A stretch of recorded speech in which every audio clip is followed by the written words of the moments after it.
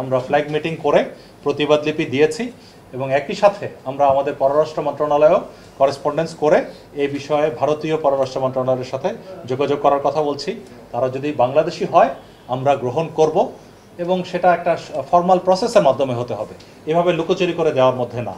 গত 7ই মে রাতের বেলা, 7ই মে এবং 8ই মে এই 2 দিনে 202 জনকে আমরা পেয়েছি, যাদেরকে এই বিএসএফ বিভিন্ন কর্নারে পুশিং করেছে এবং এমন জায়গায় যে জায়গায় জনগণ নেই, জনবসতি নেই সেরকম জায়গায়। এবং আপনারা জানেন যে সীমান্তের প্রত্যেকটি স্পট তো ফিজিক্যালি অকুপাই করে রাখা যায় না, তো যে জায়গাতে কেউ ছিল না এরকম সুযোগে পড়েছে।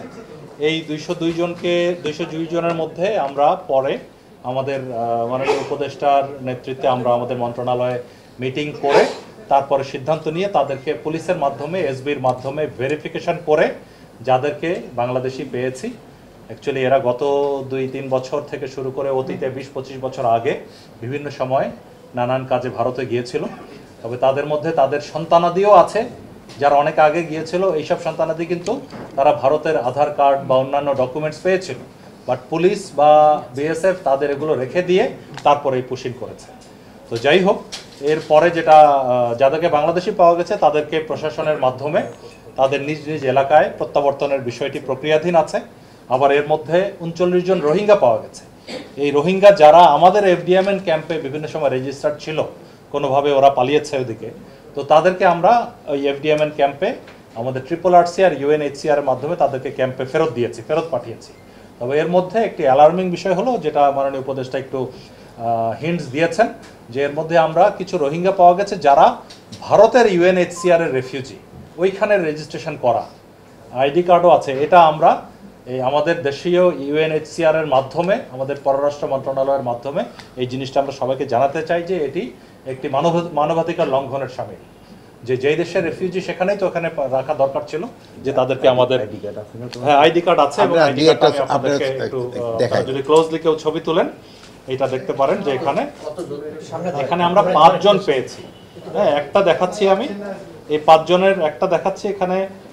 এই যে তার UNHCR, আপনারা ক্লোজ করলে, জুম ইন করলে দেখতে পাবেন UNHCR IN মানে ইন্ডিয়া, হ্যাঁ, সেখানে রেজিস্ট্রেশন করা। তো এই 5 জনকেও আমরা, যেখানে এই 5টা আছে, আমরা এই বিষয়ে অভিযোগ দায়ের করছি। আচ্ছা, আর পুরো বিষয়টিতেও আমরা আমাদের UNHCR এ বলেছি, আর আমাদের RRRC যেখানে রোহিঙ্গাদের রেজিস্ট্রেশন হয় তাদের মাধ্যমে, এবং পররাষ্ট্র মন্ত্রণালয়ের মাধ্যমেও আমরা এটা প্রসেস করব। আর পুরো বিষয়টি তো আমরা বিএসএফ বরাবরের মতে ওরা কোনো স্বীকার করছে না যে এই বিষয়ে ওরা জানে না। এটা হয়তো তারা নিজেই চলে গিয়েছিল ভারতে, ওরা আবার নিজেই প্রত্যাবর্তন করেছে, এই ধরনের বলার চেষ্টা করছে। এটা আমরা মানছি না। আমরা ফ্ল্যাগ মিটিং করে প্রতিবাদ লিপি দিয়েছি এবং একই সাথে আমরা আমাদের পররাষ্ট্র মন্ত্রণালয়েও করেসপন্ডেন্স করে এই বিষয়ে ভারতীয় পররাষ্ট্র মন্ত্রণালয়ের সাথে যোগাযোগ করার কথা বলছি। তারা যদি বাংলাদেশি হয় আমরা গ্রহণ করব এবং সেটা একটা ফর্মাল প্রসেসের মাধ্যমে হতে হবে, এভাবে লুকোচুরি করে দেওয়ার মধ্যে না। আর সেই সাথে আমরা জানতে পেরেছি যে খাগড়াছড়ি এলাকায় মূলত আরও প্রায় 200 থেকে 300 জনের মতো এই ধরনের শরণার্থী ওপারে আছে, যাদেরকে বিএসএফ পুশব্যাক করে দেওয়ার চেষ্টা করছিল। তো আমরা এই পেট্রোলিং বাড়িয়ে এবং সজাগ দৃষ্টি থাকার কারণে গত 2 দিন ধরেই তারা চেষ্টা পারছে না। সো ওইদিকে এখনও আছে। আর ইতিমধ্যে আবার ওইদিকে গ্রাউন্ডে না পেরে আপনার সুন্দরবনের এদিক দিয়ে একটি মানে রিমোট একটি চর, মন্দারবাড়িয়া একটি চর আছে, সেখানে ওরা কোনো একটা ভারতীয় কোনো জাহাজের মাধ্যমে এসে আমাদের আরও 78 জনকে ওখানে ফেলে গেছে, যেটা কোস্টগার্ড তাদেরকে উদ্ধার করে, সেটা কোস্টগার্ডের এলাকা, উদ্ধার করে তাদেরকে নিজ এলাকায় পাঠানোর বিষয়টি প্রক্রিয়াধীন আছে। তো আমরা সজাগ দৃষ্টি রাখছি, পাশাপাশি আমাদের মন্ত্রণালয় তথা পররাষ্ট্র মন্ত্রণালয়ের মাধ্যমে এটা ভারতের সাথে এই বিষয়ে আমরা প্রতিবাদ জানাচ্ছি।